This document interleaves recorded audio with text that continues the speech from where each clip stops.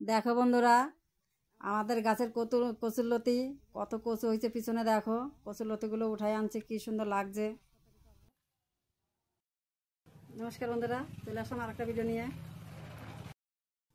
এখন মাছ পাতুরি করবো লতি দিয়ে। কেটে রাখছি, এই যে মাছ দিয়ে রাখছি, এই যে হলুদ দিয়ে দিলাম,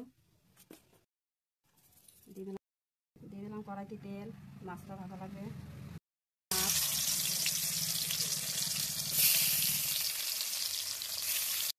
মাছটা নামাই নিলাম, লতিগুলো ভালো করে ধুয়ে নিচ্ছি। এই যে দেখো, আমি এখন মশলা দিয়ে ম্যারিনেট করে নেব। এই যে আমি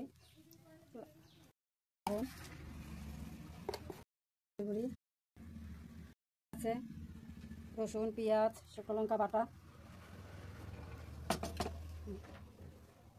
করে মেখে নিচ্ছি।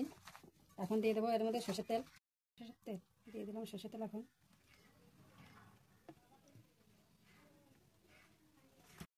ভালো করে সব মেখে নিলাম। দেখো, এই যে অল্প একটু তেল গরম হয়ে গেছে, এখন দিয়ে দেবো দিয়ে দিলাম একটা করে মাছ থাকবে। ভালো করে উপর দিয়ে দেবো লতিগুলো।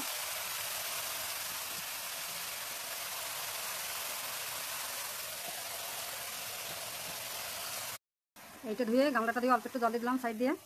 এই যে ঢাকে দিলাম। অল্প আজে আস্তে আস্তে এটা রান্না হবে। মাছ হয়ে গেছে আমার লতি মাছ পাতুরি। এখন নামাই দেবো।